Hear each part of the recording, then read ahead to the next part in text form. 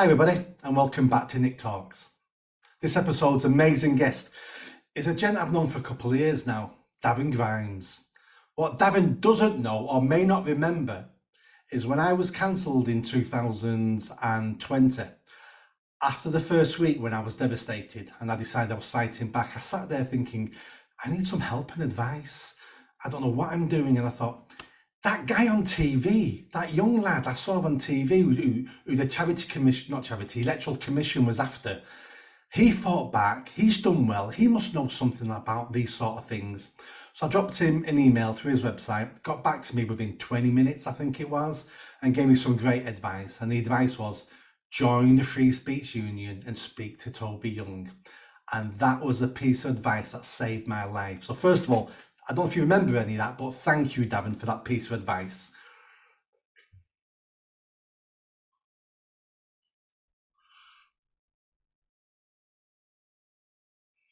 It is, I tell people all the time, if you like to talk, join the Free Speech Union. You may never need them, which is great. You may not need them, but your membership fee pays for solicitors, pays for their fight, and it saves the lives of people like me. Yeah, exactly. And it's really sad. It's a sad state of affairs that a union is actually needed around speech. But, you know, increasingly, I mean, only yesterday I was tweeting about the fact that the star of the In-Betweeners had said that he doesn't think the In-Betweeners would be able to go out today, that they wouldn't be able to release something that's tongue in cheek, lad banter and all the rest of it. And you just think, my God, how censorious, how miserablest are we becoming as a society, where speech and offense, even making someone feel slightly uncomfortable, you can't do that, because what someone feels, what someone thinks, their truth, as it were, trumps all else. And I find it just really, really depressing. So sadly, a free speech union is absolutely needed and necessary in this day and age. Absolutely. And I think the biggest disgrace are the main trade unions who don't protect their members, the workers. They side, they go on the side of the woke, they go on the side of the bosses. People can get sacked now at work for cracking a joke or putting something on social media on their own account in their own time, and the unions are part of the problem. They don't even protect their members anymore. Yeah, that's right. And I think actually, I think back to campaigning for Brexit in 2015 and 2016. And you look at the way in which most of the major trade unions came out against what overwhelmingly the working class men and women of this country voted for, which is that vote for Brexit. And you've got the likes of Mick Lynch, right, a staunch campaigner himself, actually an advocate for Brexit. And I was listening to him the other day, and I'm not someone that naturally sides with trade union barons, but I found myself in complete agreement with Mick Lynch on this, who actually said, well, look, Brexit has handed power and control over to the people of this country, right? It's actually ensured that our parliamentarians are accountable to them, the people. And that's what drives me. That's what makes me get out of bed on a morning. I'm always thinking about ways in which we can actually give purchase to people over their lives, and that fundamental message of taking back control.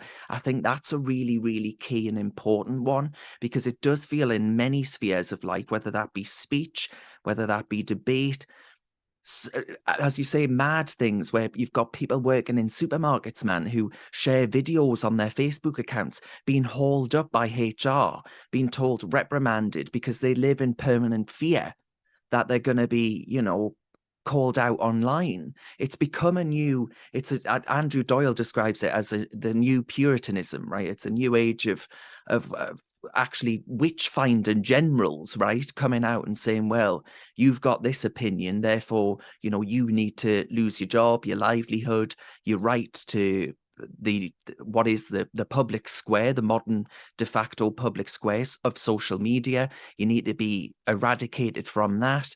It's a really, really quite, I think, dangerous move for any country that purports to be a free society. It does, and we've been here before. I mean, people seem to forget it wasn't that long ago that if you're a Catholic, you're not working gay, pal. If you're a Jew, you're not working gay here. If you're black, Well, we really don't want you working here. It's not that long ago. We've always done this. It just happens now we're picking a different group of people to persecute. And we do it because we're either afraid of that group or there's something in us. I mean, we can be a nasty creature when we want. Just look at history. We can be nasty when we want, and we always fall back into tribalism. And when we fall back into tribalism, that means I want my tribe to win, no matter what the cost to you. And it's human nature, and we need to overcome those desires sometimes. I agree, actually. And the desire for safety, right? The desire for stability is a fundamental human trait, right? It's one we're naturally evolved to possess, because it's about the protection of who we are, our lives, and protection of our families, maybe. And that actually makes me think about the pandemic and why the country overwhelmingly supported 3 lockdowns, right? 3 absolute destructions of their freedoms and civil liberties. And I was thinking about this earlier, and you can hear the pitter patter of mask fanatics starting to come back through. And I worry, actually, that, and I mentioned the in-betweeners thing before, and you might think, well, what the hell are you on about, Darren? How's that? How are they the same thing? But I actually think this desire for safetyism, this desire for everything to be permissible and okay, right? For not to devolve outside of the lines of what might not be all right. I think I marry the two things up. I think we are increasingly becoming a nation that just isn't willing to take risks. And that hampers economic growth, that hampers our happiness. Even there's something as fundamental as that, because to live is to be unsafe. Actually, to enjoy life is to be unsafe. There is no such thing as full safety. So I feel quite sad that and I'm an optimist, I think, by nature, but I feel quite sad that we are heading into that natural disposition of thinking, well, we must maximize safety and stability and security over freedom, liberty, and happiness. And I just worry that that's the road that we're heading down. It is, and again, let's go back to human traits. There's human traits where we'll have people who are natural risk takers, and we'll have people who are naturally safety conscious. And that's good for the society because they keep each other in balance. And if it wasn't for the risk takers, we never would have explored the world. We never would have invented science. There's lots of things we never would have done. And if it wasn't for the safety conscious people, we would have had too many people exploring. We all would have died out, and saber-toothed tigers would have eaten us all. We need a balance of the two. But I think what's happening in our society at the moment is because life has never been so good, it's making us push down the risk taking, because what's the point of taking risks? Everything's amazing in our society. So therefore, we're becoming over reliant on the safety issue, because why take risks? Look how amazing life is and how comfortable we are and what we've got. And it's about balancing those two traits, and both of those traits are needed, just like the left and the right of politics. Both of those are needed to keep each other in check. It's yin and yang. If we don't have that balance, then something takes over, which by itself is fine. But when we have too much of it, eating cake's fine. If you eat too much cake, you get fat and you get ill. It's always that fine line of where is the balance? Where's that line? I think you're right on the fact that we're taking things for granted. Actually, in the way in which I view this through the lens of energy. Most of the things in this country that we're grateful for, whether that be the lights that I've got on, or the fact that I'm speaking to you right now via this internet connection, the fact that you're able to get goods transported to your home. During the pandemic, we were able to actually get goods delivered to our homes when we were unable to actually leave them. Things like that. I'm really, really grateful and thankful for the fruits of modern progress. But actually, we're becoming far too complacent about what actually got us here. You are right that it was the struggle of men and women who were inventors, right? They were creative individuals, radicals even, who came up with these ingenious things, Edison and the light bulb. And you go back in time and you think, can you actually imagine with a state as restrictive as the one we have now, those kinds of the flexibility required to actually experiment and come up with these things? I mean, look at nuclear fusion, for example. If they get that right, if they get nuclear fusion right, we'll have unlimited amounts of energy.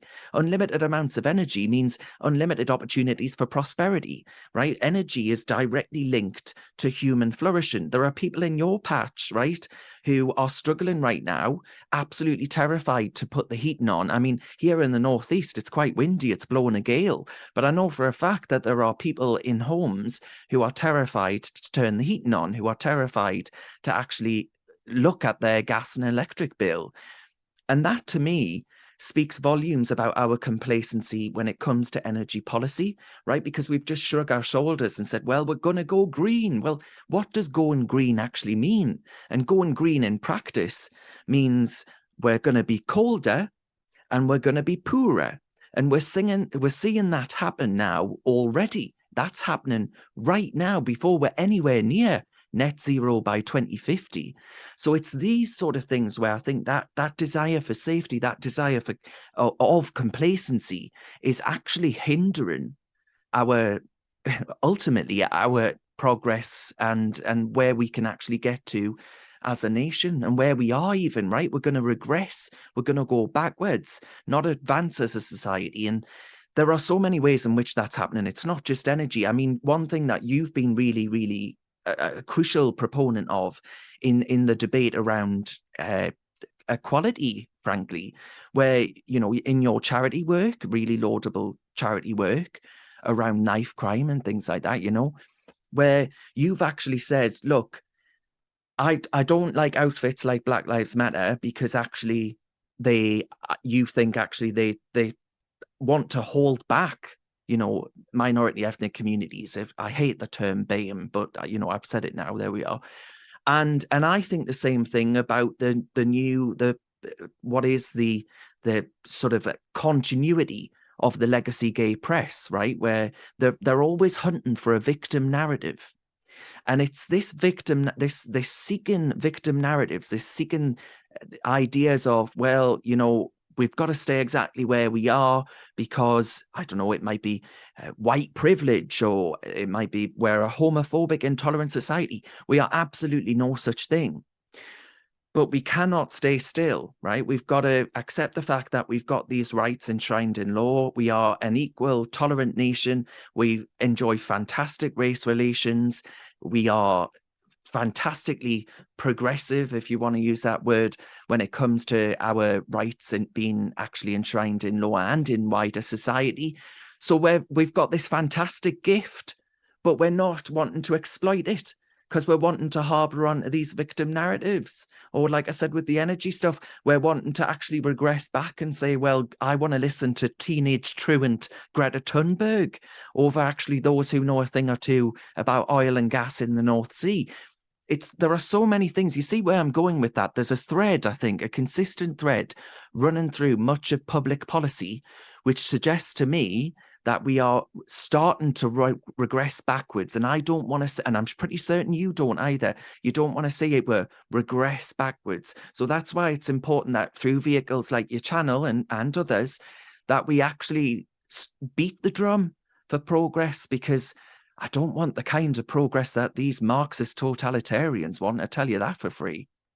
And that fits straight into what you've said about these individuals who are still fighting for gay rights, who the Black Lives Matter organisations and similar organisations. Part of that, I feel, is those individuals regret they weren't born 50, 60, 70 years ago and weren't at the Stonewall riot, weren't stood next to Martin Luther King or Mahatma Gandhi, because they believe that they're like them. They believe if Gandhi was alive or Dr. Martin Luther King was alive, that they would be on their side and they would be marching in the streets for these things. What they don't understand is the vast majority of people in the world, first of all, are sheep. will do as they're told because we're designed to do that, because we're tribal creatures. And the small percentage of people who are not sheep, a large majority of them are selfish because we're a selfish creature and we want what we want. So people who are fighting for gay rights now, what they're really fighting for is for their projects, for their wages, for their pension. That's why Stonewall won't go away.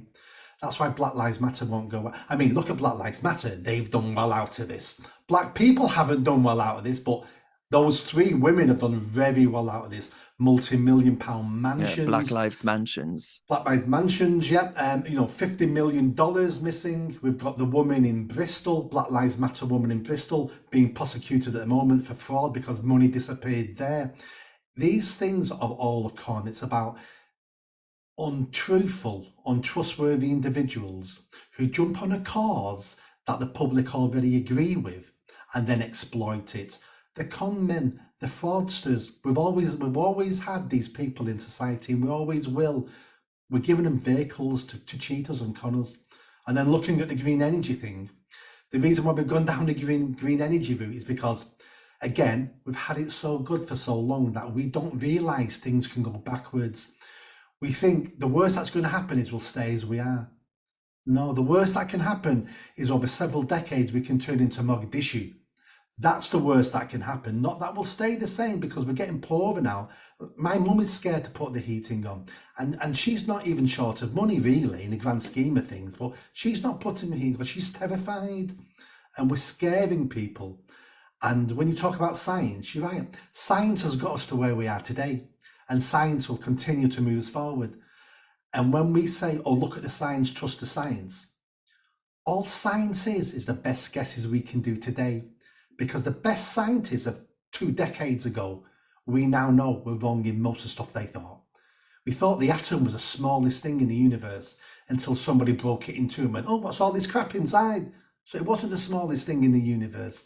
We're learning and learning all the time, and we need to invest in science, and we need to realise we can go backwards, we can regress, because every society has gone up and every society, apart from ours at the moment, has fallen. Yeah, I think we are sadly on that trajectory of going backwards. And that's why, I want to be one of the voices saying, well, actually, it's not too late to turn the ship around, because Britain is a great nation. We're a great people. We've done a lot in our history, proud history, a history of kings and queens, a history that Meghan Markle and Prince Harry might seem, far too willing to denigrate and destroy. But it's a really, really rich and proud history. Rich in every sense of the word, I guess.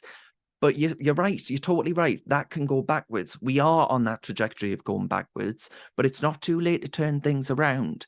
So we need, that Boris boosterism, that was so infectious, right? This idea that, in this unfrozen Brexit moment, that we really can go back to being Great Britain, make Britain great again, dare I say. And all of those things, I think, it's not too late. I'm not Peter Hitchens. I'm a staunch believer that, optimism gets you places. And I think, going back to what you said at the start of your remarks there, I think there are probably 2 points I make about the radical activists, that think that they would be the next Martin Luther King. If they went back to Dr. King's time, right, when he was making the laudable remarks about how, it should be content of your character, not color of your skin. I believe that. Most of society believes that, and rightly so. And you go back in time, you put these people in a time machine, Nick, I bet you that Dr. King would have some views that they would find pretty un-PC in this day and age. I wonder what Dr. King would think about the whole idea of biological men, self-IDing to access women and girls, single-sex spaces. I wonder if Dr. King would have some question marks around those debates and suddenly find himself on the back foot and cancelled. But the reason for all of these activists, and the reason for you mentioned in isolation, you mentioned Stonewall in particular, they've moved into the trans debate. And the reason for that is, once same-sex marriage, for example, was secured, And Douglas Murray describes this really well I think it's in The Madness of Crowds. He says, it's a bit like St. George in retirement. You know, St. George has slain the dragon for king and country, and he finds himself roaming the hills, you know, green vistas, rolling green vistas. And he thinks, well, what can I do now? You know, the dragon's gone. The ultimate enemy is now vanquished. What can I possibly do now? So he roams the hills and he finds some sheep and he's just killing sheep. He's filling his days killing sheep. And that's what these people are looking for, right? They've achieved equality, the equality being the dragon, and now they're looking for other vehicles, being the sheep.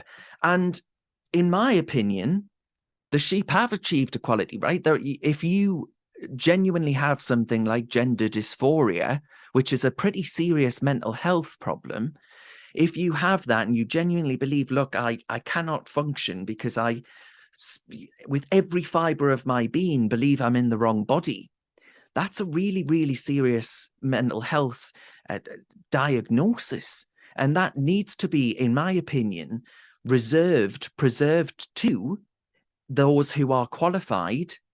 You know, I'm not talking about these quacks and all the rest of it that prop up on television. I'm talking about actual, you know, medical professionals being able to actually say, right, you know, you have got gender dysphoria, or no, you haven't got gender dysphoria. But these people are just looking for new battles. And I would argue, actually, they're using trans people. And many trans people that I've spoken to over the course of the last few years of what I term complete and utter madness, they just say, look, Darren, I just want to be left alone. You know, I just want these people to leave me the hell alone. I've got my rights, right? I've got my protections. I was living my life, you know, quite happily before these radical activists came along. And it's a sad thing. And I wonder if there are similarities in the way in which, and you've probably seen this in your charity work, similarities in the way in which that young Black men and women are actually being used as well. And that's what gets me. Yeah, I mean, in the race baiters are definitely using black people to fill their own pockets. You know, the amount of And projects to and convince them, right, that they can't get ahead in society, isn't it? oh yeah, yeah, it's about control. If I can keep black people poor, unhappy, and blaming white people, then there's a project there for me that I can raise charity money and I can be on 50 grand a year. Definitely that. And then with the trans thing, you're right. People with gender dysphoria need treatment. You know, it's a mental health condition, a recognised mental health condition, but they're a tiny, tiny minority. The rest of the trans people, the majority of them are white middle class. And the reason why they're white and middle class is because the white middle class are not victims. And you get no status for being white middle class anymore now. So if I could be, you know, and even if you're gay and white middle class, you know, we'll talk about being gay and getting abuse in a minute. That doesn't give you any credence anymore now. But if you're trans and you're white and middle class, well, forget that you're white and middle class and maybe straight. But you're queer now, you're trans. Wow, I'm a somebody now. I'm a somebody. 50 years ago, you'd have been a somebody, a working class, middle class kid if you'd been to Oxford and got a first. Now you're a somebody now if you're trans, if you're too spirited. It's a way of belonging. It's a way of trying to feel special and be special. It's very narcissistic. It is, and I think the belonging is a really good word to use, actually, because much of our problems, I think, actually derive from that lack of belonging to something bigger than yourself. Because as a society, you know, we've shaken off the shackles, as the media narrative would be, of Christianity and backward thinking of religion and faith. But actually, that grounded people, right? That actually made people feel that they were part of something, and actually being part of society and the fabric of society. That it's individualism has actually, I think, been a tear in that fabric. And And that's quite a worrying thing when people feel that they don't belong to something. And it explains all of these movements, really, these identitarian movements in whether that be the racial inequality, BLM, speak for me, I am BLM, or I am Extinction Rebellion, or, I am Stonewall and Mermaids. But all it does is, in the trans debate in particular, if you think about young kids today, it's primarily young girls who are experiencing gender dysphoria, and those young girls, there are some examples of research suggesting that actually a lot of these girls have autism. A lot of these girls, are going through puberty. They don't like their bodies. Like, this isn't a new phenomenon, right? Young girls have struggled with their bodies in puberty for time immemorial. It's a ridiculous thing to suggest that this is all kinds of some new phenomenon. What is new, though, is being told that actually pop yourself on a few hormone pills, get yourself a breast binder, get yourself generally irreversible hormone treatments and puberty blockers and all the rest of it, and you'll be fixed, you'll be cured. But of course, these young girls like Kira Bell, a very famous case in this country, who went through a court case against the NHS Tavistock Clinic, which is the NHS's only child gender identity clinic, now under being taken into special measures, by the way. And young girls like that realize they've made a terrible mistake, a really terrible mistake, maybe even had a mastectomy, removed their breasts. And it's been sold a lie, a dangerous fantasy, that this one thing, that this identity, this new identity you can adopt is going to be the cure. That will solve you of all of your anxiety issues, your mental health struggles.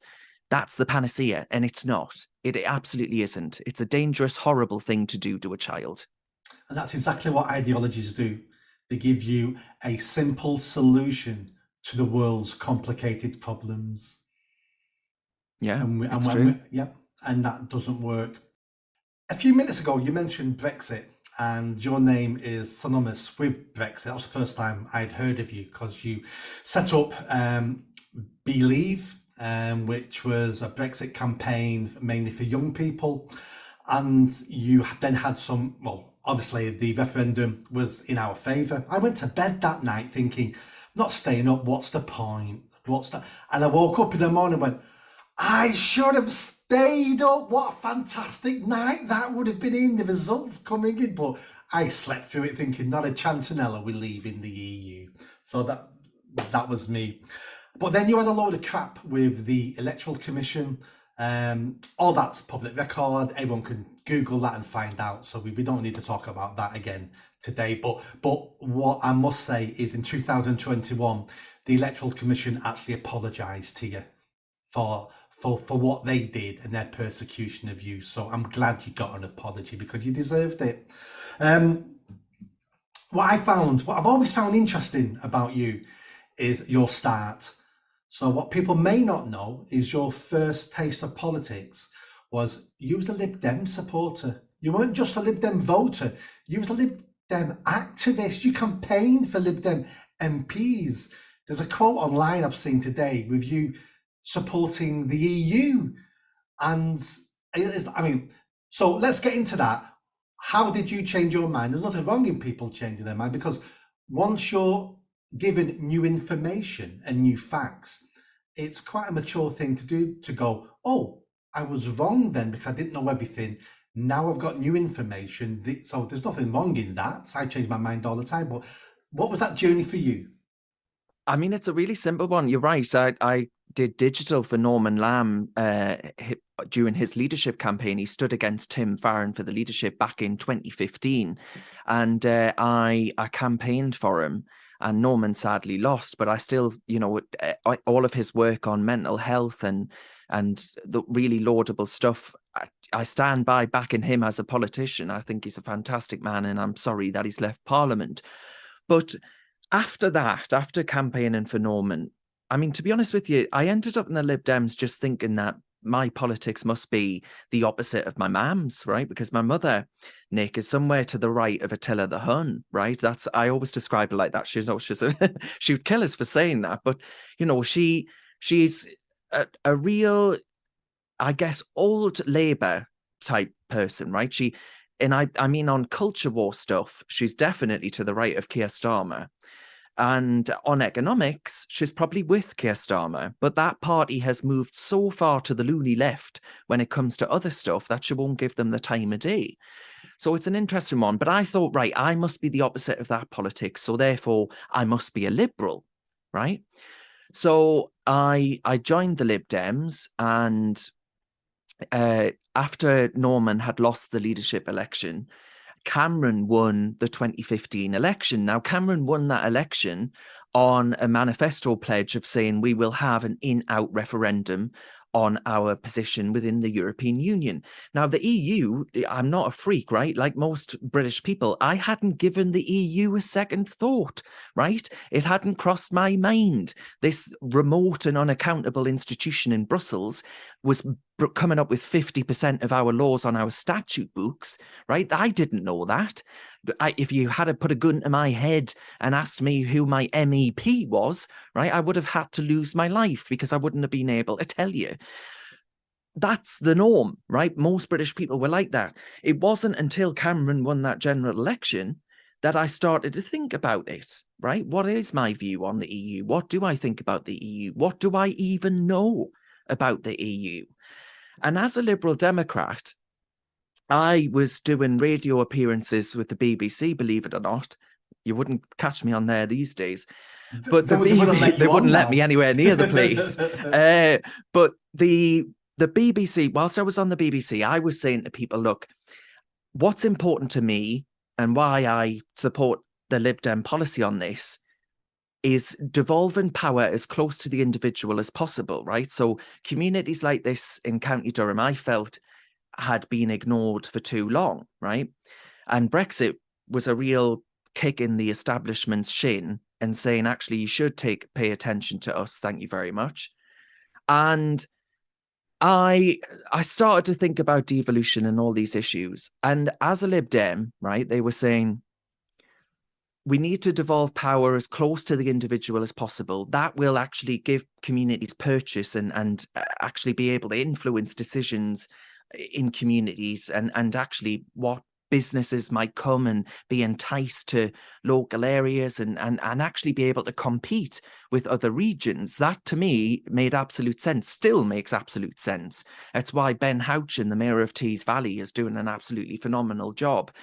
But how could I argue, Nick? This is what I concluded. How could I argue that we need to devolve power from Westminster as close to the individual as possible, whilst also arguing in the same breath that we give more and more powers away to a remote and unaccountable institution in Brussels and Strasbourg? It doesn't make sense. I still can't understand how so-called liberals actually manage to marry that up in their heads. And also it only makes sense in one way, and it only makes sense if your aim is to get rid of national states.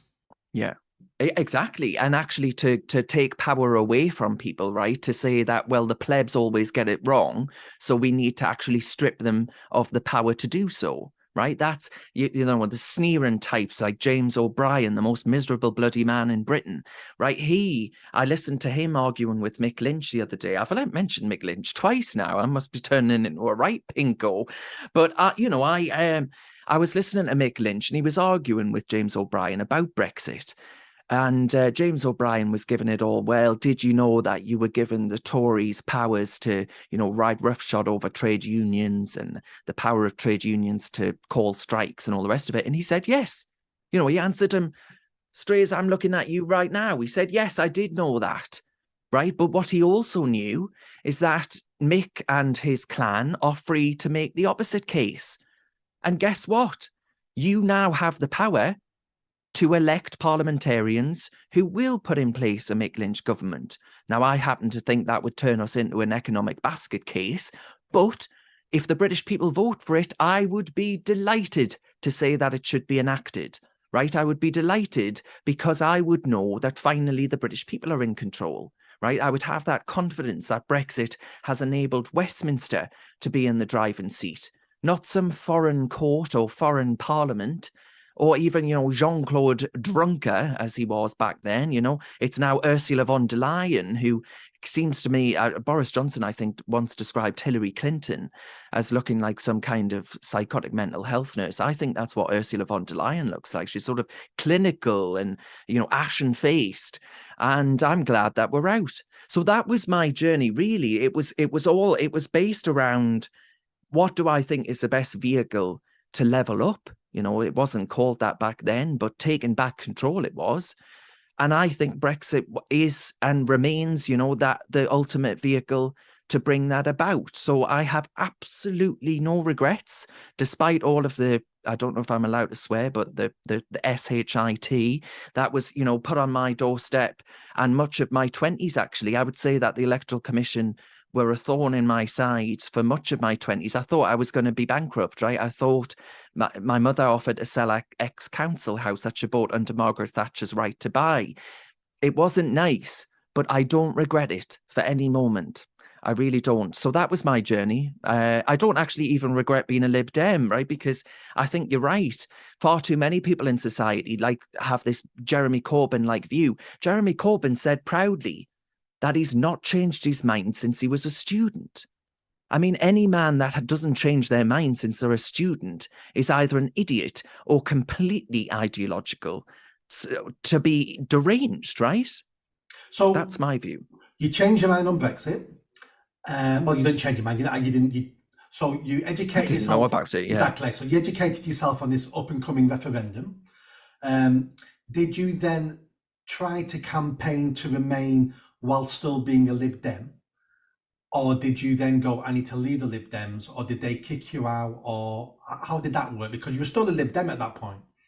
Yes, until 2015. So later in 2015, I said, right, I can't do this anymore. So left the Lib Dems, and then I set up Believe, which was my Brexit referendum campaign aimed at young people.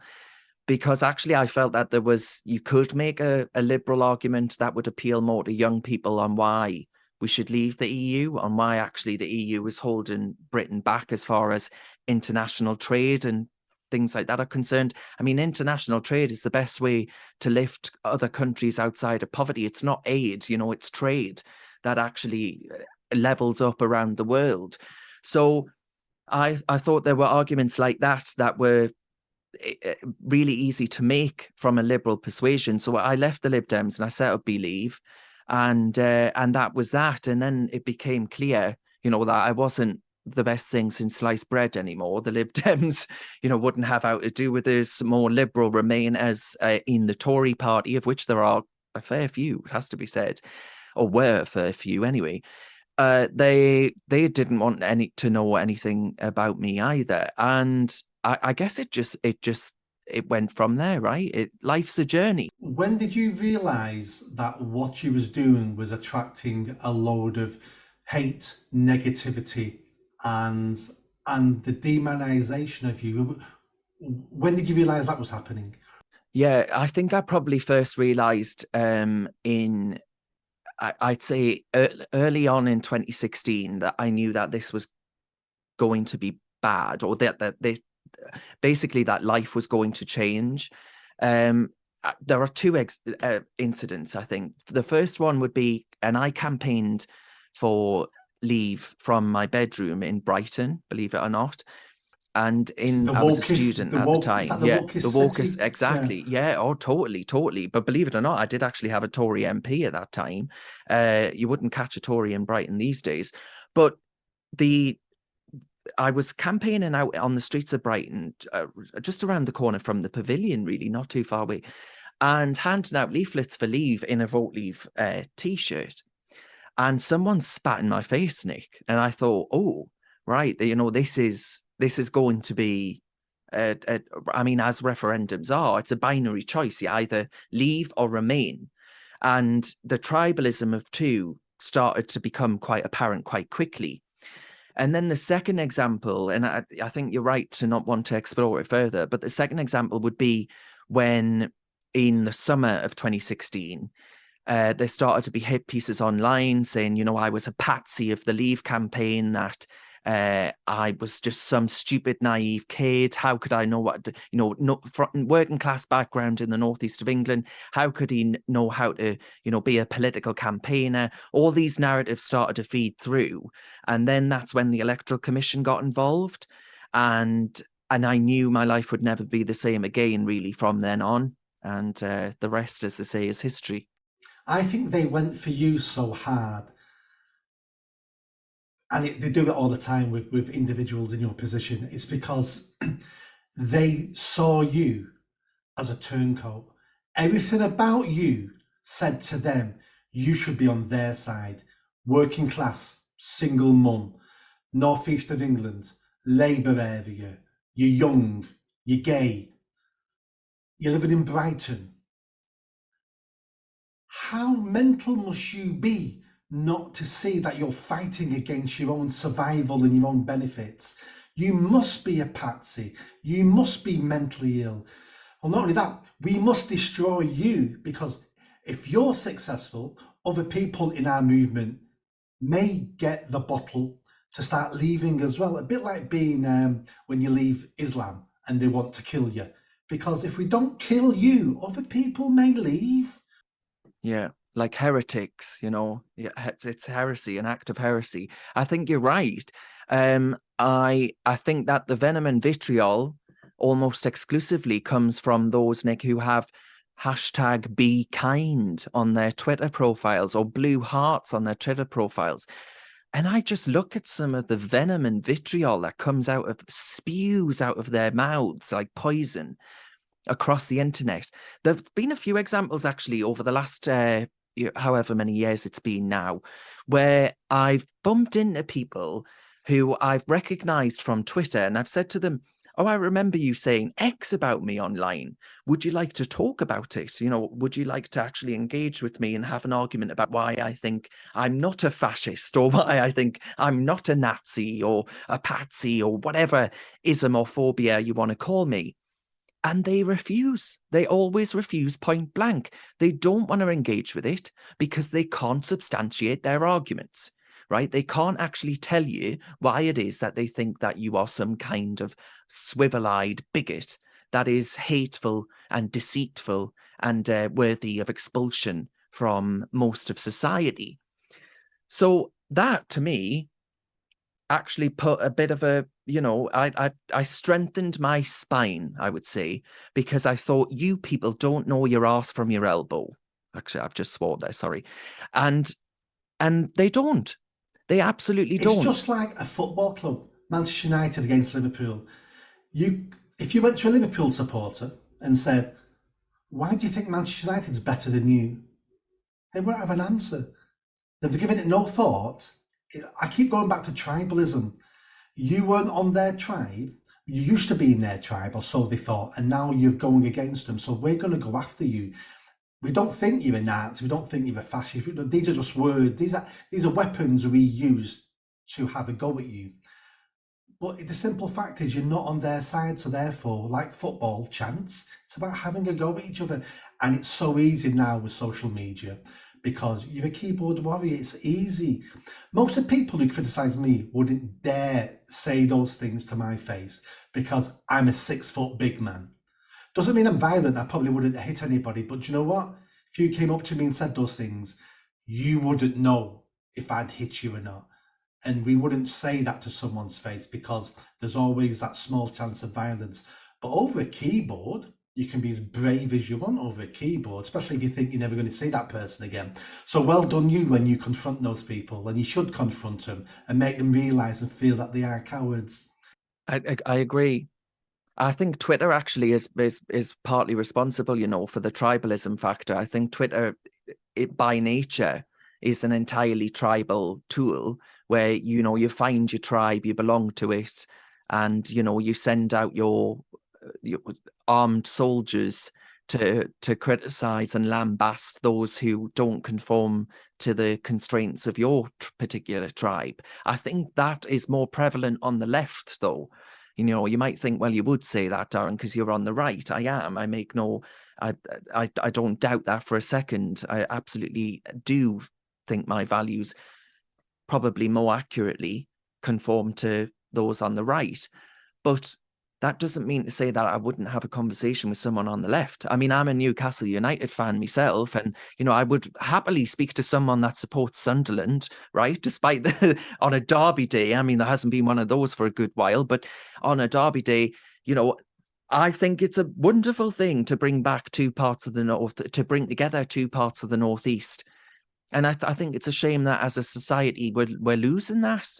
But I think Twitter has a lot to answer for, to be honest, even though Elon Musk, I think, is doing wonderful things with it.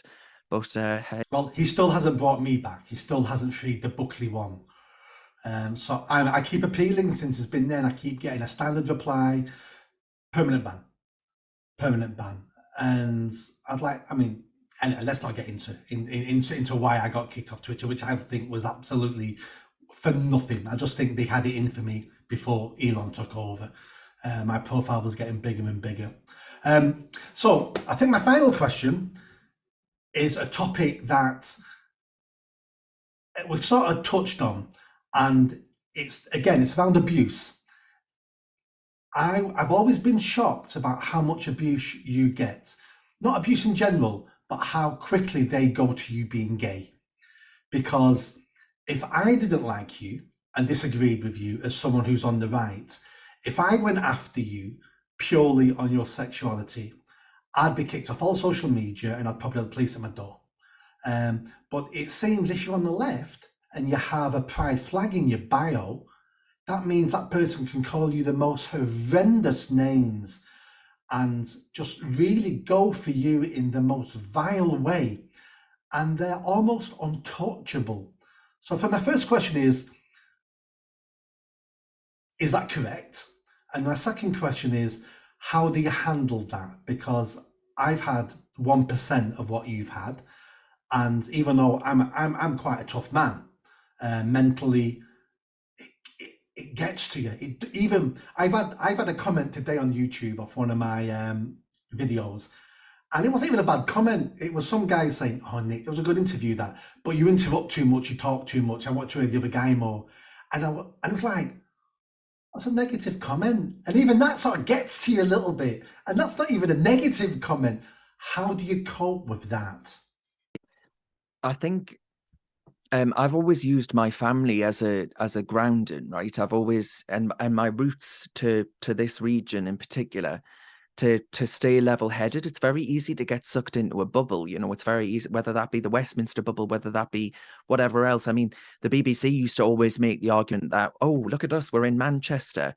Well, as you rightly know, all they've done in Manchester is create a BBC bubble within Manchester. They haven't actually got themselves into, any roots within working class people within the region. But I think you are right. Your assertion is right that a lot of these people do leap to homophobia.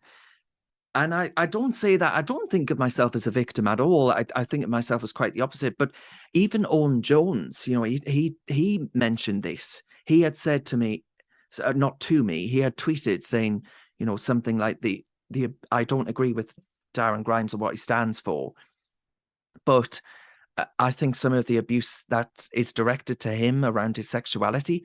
And I thought, yeah, Owen, but you haven't pointed out the key problem here, which is that most of them are proponents of your values, right? Most of them say that they're on your side. So what is it uniquely about your team that is so completely intolerant, right? They'll talk wax lyrical all day about progress and equality, but actually when it comes to wanting to lambast someone that you don't like for their politics, you're more than happy to tell them that they ought to be raped in prison, right? You're more than happy to tell them actually they'll quite like it in prison when they, take it only God knows where they're actually going with that rhetoric. But all of those things, that is some of the most vile, homophobia, I think, that you can actually direct at someone, right? Saying, I hope you get raped, you like being raped, you all sorts of things. You're a traitor to your class and you're homophobic and all the rest of it. And I think you just root yourself in family and friends and seek solace elsewhere, because if that was your life And I've seen this actually with new commentators that are coming up. Now, don't ask us to name names because I won't. But I've seen this with new commentators that have come into the fore. And what happens is they get sucked into it and they become obsessed with looking at the comments, become obsessed with looking at the retweets, the replies to things online. I don't do that. I actually live, and this is sad in a way. I actually live quite a sort of I silo myself, I guess, where I only see tweets from people that I follow. So I don't see any replies that I get on my tweets because a lot of it is, as you say, some of the most vile and horrible abuse, and it's not worth looking at that, right? Even if you're the most mentally gifted person, if you've got the spine of Hercules, you are still going to be affected if you sit there all day and read negative comments about yourself on the internet. It is an entirely toxic thing to do. It toxifies the soul. It's really, really bad, and no good can come from it. So I just don't do it. Now, some people might criticize me for, maybe living in an echo chamber, but I felt I had to do that, quite early on because of the level, the volume, the sheer volume of venom and vitriol that was being exclusively directed at me for things like my sexuality and even bringing my family into it. I just thought I can't do that, so I don't. That's how. A mentally well person cannot spend all day engaging the dregs of society without becoming mentally unwell. There's a great episode of I love South Park.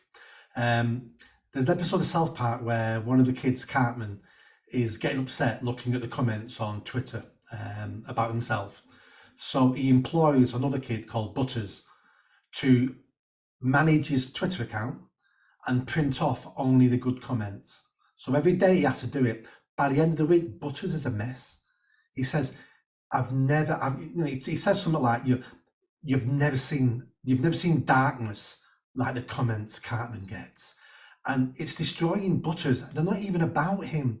And that's how much negativity, if there's you can hear from everybody on the planet.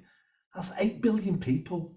And if only 1% of that is sending you negativity, it's still millions and millions of negative comments. And no matter how strong you are, it will get to you because we're designed to take on board other people's opinions of us, because that's how we regulate our behavior.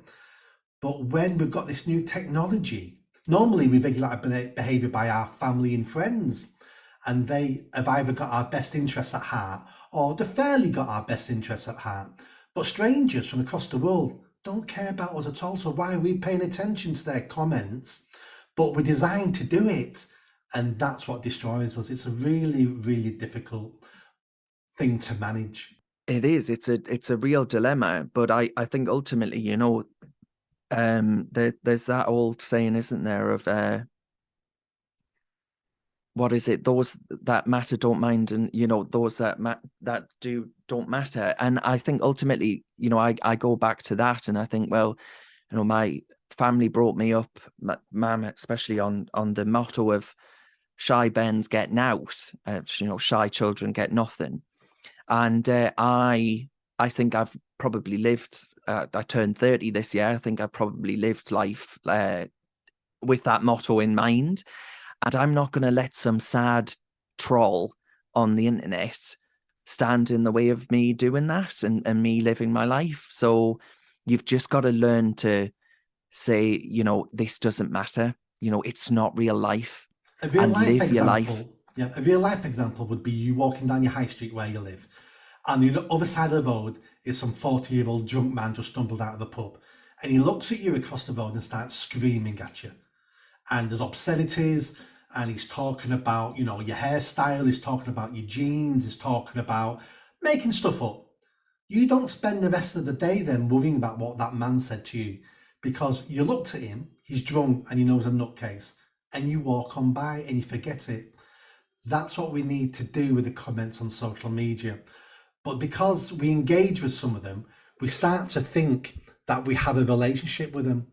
We don't. The vast majority of them are drunken nutcases on the other side of the road screaming obscenities, and we need to treat them like that. Absolutely. Yeah. Block them out. Maybe even literally, literally block them out. Because they don't matter to your life. Life is a really beautiful thing. Life is precious and life is short. And I think you've got to make the most of yours whilst you're on this planet.